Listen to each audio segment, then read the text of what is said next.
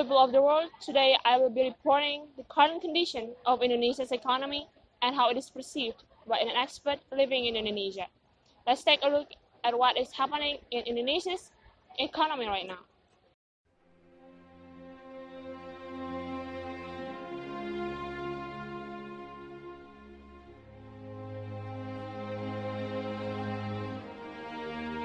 Indonesia is the world's third most populous democracy, and its people are spread out among thousands of islands in the Indian Ocean. Some assume that the country's unique geography and turbulent history have made poverty reduction a challenge. Between the mid-1960s and 1996, when Indonesia was under the rule of Suharto's New Order government, the country witnessed a significant decline in poverty, both urban and rural, due to robust economic growth and efficient proper programs. But due to the crisis occurred at that time, some people still generalize that Indonesia has not developed economically, and thus referred to as poor country. With a portrait of this, some would suppose that millions of Indonesians are lacking in basic human needs, such as food, clean water, shelter, sanitary environments, and education. What has been presented in the beginning is only small parts of the bigger picture of Indonesia.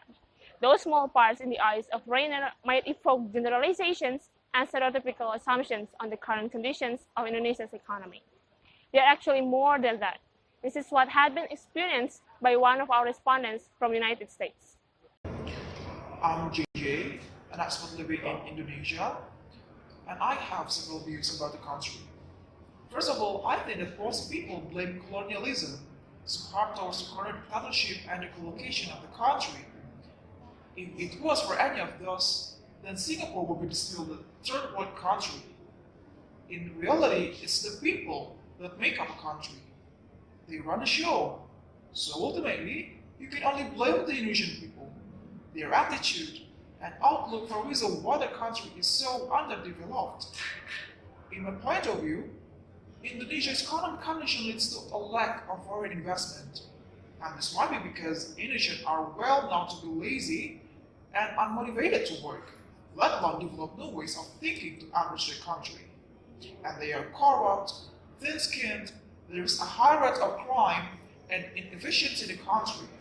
I firmly believe it can be one of the major reasons why there is no emergence of economic problem that makes Indonesia so underdeveloped. No wonder that many countries are hesitant to invest their money to Indonesia, as there is no guarantee that they will get their money back. That was JJ, or Jen Johnson, an expert living in Indonesia, gave her view on the country, along with some negative comments on her blog. As you can see here,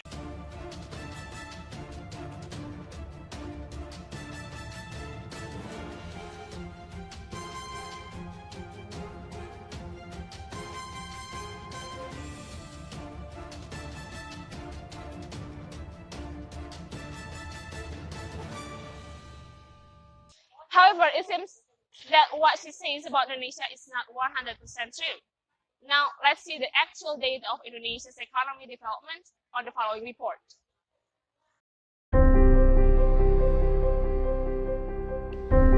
This perspective is rather different with the data in reality.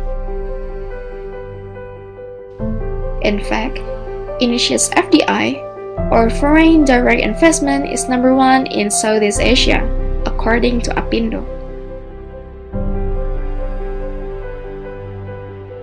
This shows that Indonesia is slowly but surely cementing a reputation as a standout in the global economy, aided by a strong domestic economy and the government embracing pro-market reforms. With that in mind, the country recently saw its strongest growth in more than 3 years. In order to maintain and strengthen the country's investment climate and economic growth, the government continues to announce policy reforms intended to cut red tape. investors welcome the policy reforms, which include opening sectors for investment and reducing high logistics costs.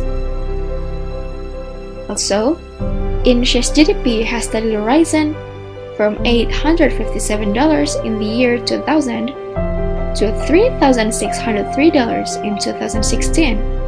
Today, Indonesia is the world's fourth most populous nation, the world's 10th largest economy in terms of purchasing power parity, and a member of the G20.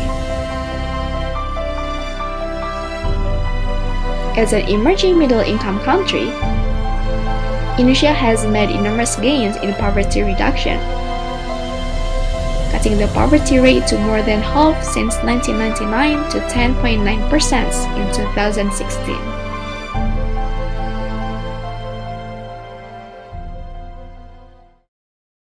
I hope what we have reported would give you more insights about Indonesia and wider knowledge of our country. From this documentary, this possibly makes us learn not to generalize, not to stereotype, not to jump into conclusion without seeing the bigger picture. I'm Marieta Dwi Astuti reporting from Bandung, Indonesia. Salam Indonesia.